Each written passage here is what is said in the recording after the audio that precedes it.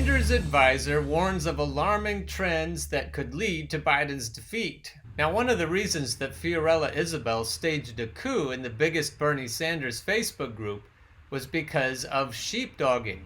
On her show and on Jimmy Dore's show, she said that Jeff Weaver and Chuck Rocha have sold out. One thing I'll give them is they seem to actually want Joe Biden to beat Donald Trump. I think these guys, Jeff Weaver, Chuck Rocha, and Christo here, still believe that Biden might be able to defeat Donald Trump and that that would be a good thing for one evil dude to defeat another evil dude. Jeff Weaver and Chuck Rocha are working actively to get Biden elected, so they actually do want to defeat Donald Trump. As I said yesterday, Barack Obama and the deep state and the other controlled opposition, diehard career Democrats, they don't have really any intention of trying to defeat Donald Trump.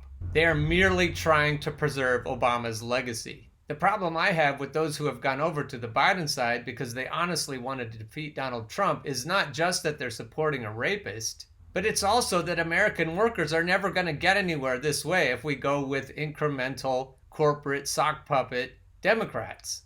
It's only from a place of privilege that we can keep propping up corporate sock puppets. So the people that keep trying to herd us back into that corrupt sheep pen, I call sheepdogs.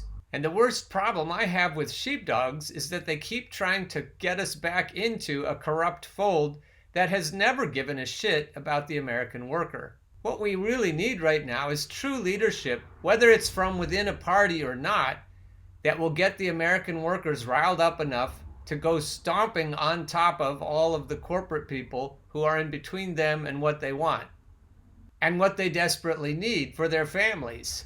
Biden is never going to organize crippling labor strikes or active protesters. So that's why I look askance at anybody who's trying to get us to vote for Biden for any reason. This piece notes that while a lot of Bernie Sanders supporters are saying they're going to vote for Joe, there's a lot of them that aren't, and even those that say they are planning to vote for Biden aren't at all enthusiastic about it. And that means that they might not be the type of person that will 100% actually get out to the polls in November, and they certainly won't be the sort of people to knock on doors, to make phone calls, to put up lawn signs, to donate their few extra dollars at the end of the month, all the things you need to win really close elections, and all the things that they did for Bernie Sanders, all that volunteer work, the donations, all of the, extra little bits of effort beyond just saying, I support a candidate. And I think that the Biden campaign, despite making some small efforts, hasn't done what it's clearly going to take to win over Bernie people. Mark my words, Christo. Biden and his people don't even intend to campaign. You remember Hillary forgetting to campaign in Wisconsin. I don't think Biden is going to campaign anywhere, really. Christo is offering advice to Biden and his camp as though they actually want to defeat Donald Trump. I don't think Christo is a nefarious person. I just think he's painfully naive. Now, I think there's going to be some Bernie people that will not go with Biden. I think the Tara Reade story alone has meant that a lot of Bernie Sanders supporters will not back Joe Biden. They can't support Donald Trump or Joe Biden given their record of how they've involved themselves with women in subordinate positions to them. And that simple reality can't be washed away for some Bernie Sanders supporters. What I would like you to say here, Christo, is that you're one of those people, that you absolutely can't vote for a rapist because you've already said that you believe Tara Reade, and if you believe Tara Reade, you have to also say, and I can't in good conscience vote for Joe Biden. So the first requirement for you to pass the sniff test for sheepdogs is for you to say, no, I will under no circumstances vote for a rapist. I'm not hearing you say that. But if you put that aside, and I'm not saying you should, but if you do put it aside, Biden needs to fundamentally commit to the core policies that Bernie Sanders ran on. It's not even really about Bernie. A lot of people outside the Bernie movement misunderstood what the Bernie Sanders movement really was. There was this narrative, I'm sure that you guys saw it during the campaign, where people would call us a cult that we were the Bernie Sanders cult. We were the Bernie bro cult.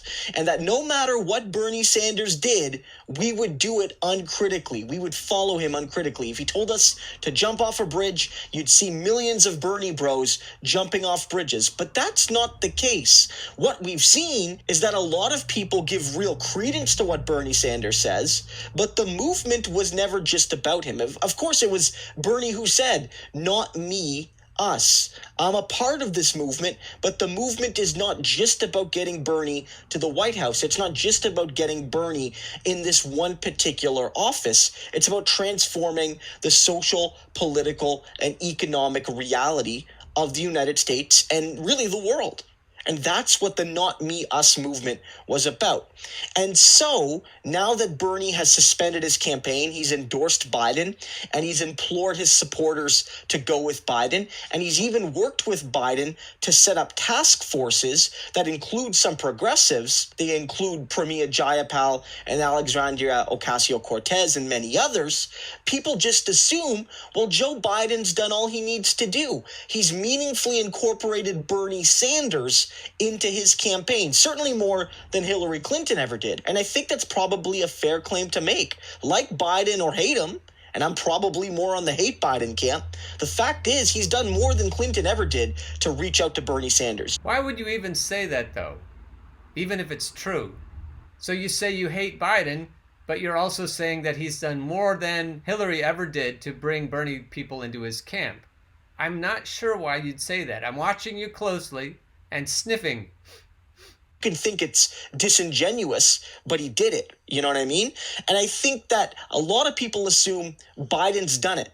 Now the people that are in the Bernie camp, the Bernie Sanders movement, now they have no reason to oppose Biden. But the fact is, we were with Bernie more because we liked the policies than the guy himself, at least most of us. And so these task forces, they're not enough. It's not enough to simply have a task force where the left has to beg for scraps from the Biden campaign. It's not enough to simply have Bernie Sanders say, "I think you should vote for Joe Biden. Joe's a decent man." It's not enough to say that, good people, legitimately good people, are on these task forces. Therefore, Biden's reaching out to the left. Now let's stop a minute and talk about these supposedly good people on these task forces. In my book, good people don't roll over when Mama Bear Pelosi and Chucky Schumer and Mitchie McConnell tell them that they are not going to get anything from the stimulus bill, at least not for American workers. The corporations got plenty, but what did the American workers get? Squat. And if they didn't stand up and deny the corporatists the relief for the corporations and to save the stock market at the beginning, they never were going to get that. How do you call them good people if they won't stand up to the corporatists in Congress? Nobody had to vote for that first wave of trillions of dollars that went to bail out corporations. Any one of them could have held the corporatists hostage. We need steadfast commitments. Because again, it's not about Bernie. It's not just about, hey, Bernie Sanders said do this, and therefore we're going to do this. Bernie from 4 years ago made it extremely clear that he is going to endorse the presumptive nominee. He endorsed Hillary Clinton, and that he's going to ask his supporters to go with Hillary and go with Biden. But ultimately, the decision from those supporters is their own. And the responsibility about bringing those supporters along rests with the actual candidate and their campaign and their platform and their worldview and their philosophy. Bernie. So you're telling us that Biden's platform and his campaign and his worldview and his philosophy are worth our support? Now, I'm not saying you're saying that, but I'm watching you and listening to you. And if that's what it seems like, then you don't pass the sniff test. Bernie can only do so much because, as Bernie has said multiple times, again, it's not about Bernie, and this isn't a cult, and he will not dictate to his supporters. He can't control them, and he's not really going to try to control them. And so we need to actually see real commitment, Medicare for all, and a Green New Deal. If Biden can meaningfully implement those policies into his platform, he will win over the vast majority of Bernie Sanders supporters. That's the dangerous part. He's telling Biden what he can do to win over the vast majority of Bernie Sanders supporters, which means that the vast majority of Bernie Sanders supporters would stay within the Democratic fold, trusting that a Green New Deal and Medicare for All would be implemented by the DNC. Correct me if I'm wrong, but that's what I think he's saying right here. I think he said it plainly. Some of them won't go with him because they don't trust him. Some of them won't go with him because of Tara Reade.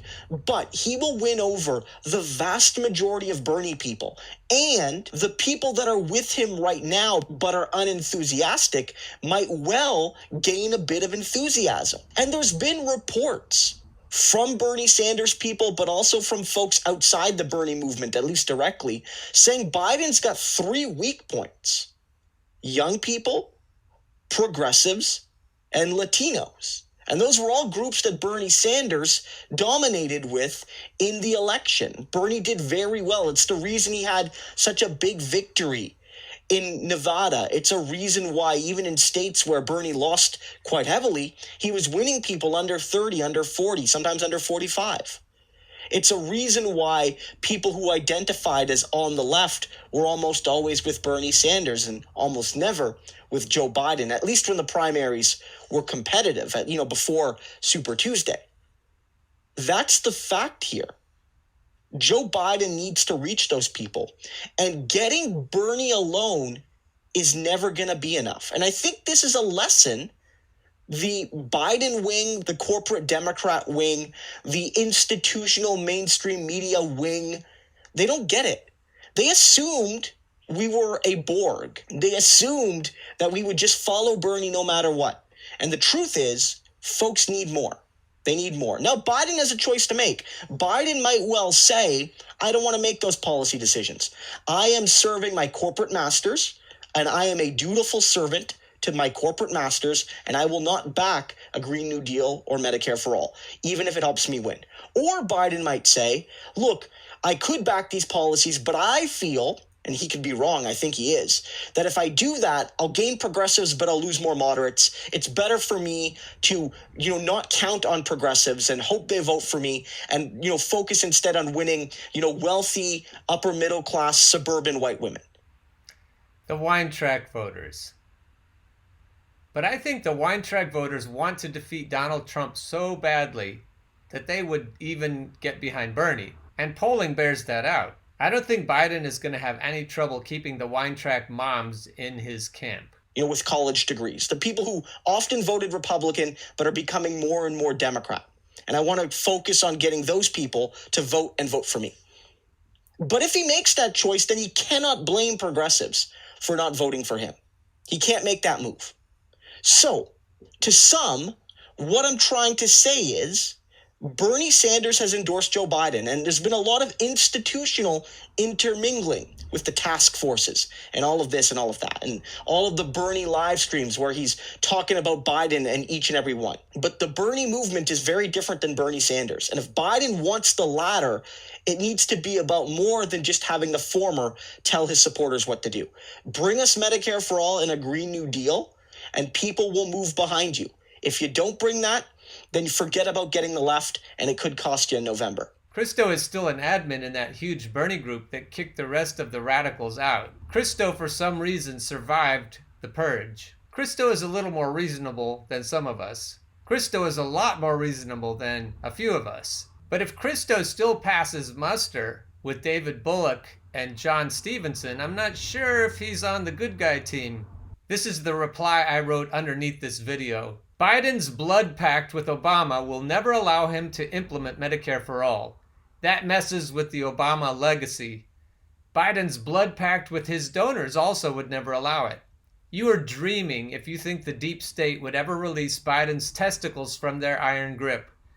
What you are proposing would simply lead to more disillusionment and frustration for women, young people, minorities, LGBTQ+, transgender folks, and most importantly, the working poor. Our environment will be doomed with his F- environmental scorecard grade. There is absolutely no reason to trust a lifelong establishment shill / corporate sock puppet like Biden. I'm suspicious of anyone who is still trying to make some sort of deal with Bernie supporters to support such a candidate, rape allegations notwithstanding. The most you could ever hope for is to get Biden to pay lip service to Medicare for All and a Green New Deal. He might say he has a plan for that. But at the end of the day, he still is part of the controlled opposition who intends not to do anything substantive for workers and blame Republicans for the lack of results. He still is part of the Republican-Democratic duopoly that merely provides cover for itself by blaming the other head of the two-headed snake. Christo, you are beginning to fail the Sheepdog Sniff test. So the question I'd like to see you answer on camera is, do you really believe that Joe Biden would ever do the kinds of things that you're talking about? Would he ever do what's necessary to get a Green New Deal passed? Or would he ever do what's necessary to get single-payer Medicare for all? I don't think you could say that with a straight face. I think you'd have to admit that Biden is never, ever, ever going to fight for those things. And those things will never, ever happen without a fight. A bloody, brutal fight. So if you don't believe Biden is ever going to do those things, why would you tell Biden what he would have to do to get a vast majority of Bernie people to join him? That's what a sheepdog does. If we're ever going to win this fight, we have to get leaders who are willing to stand up to Chuck Schumer, Nancy Pelosi, and Mitch McConnell. I'm not seeing anyone who's really succeeding at that right now, so I don't know if we can have any leaders going forward other than ourselves. There are people piling into the street right now because they're tired of quarantines. And yes, they're misguided, but if we ever are going to get Medicare for all and a Green New Deal, we'd have to look and act like they are looking and acting. One thing's for sure, we're never going to get it if we vote for people like Hillary Clinton or Joe Biden, or Barack Obama, or Bill Clinton, or either of the Bushes, or Ronald Reagan. It's just not going to happen that way. We need to stop voting for corporate shills. Yes, Obama is a corporate shill. Duh! Yes, Bill Clinton is a corporate shill. Yes, Ronald Reagan, obviously, and the Bushes. Even Jimmy Carter, in some ways, was a corporate shill. Even FDR was somewhat of a corporate shill. We have to get something completely new. We need to take the plutocrats clear the fuck out of power. That's what we need to be telling our listeners and viewers. Weak tea isn't going to cut it anymore. Weak tea has never cut it. We need to rise up, and we're never going to rise up behind anybody like Joe fucking Biden.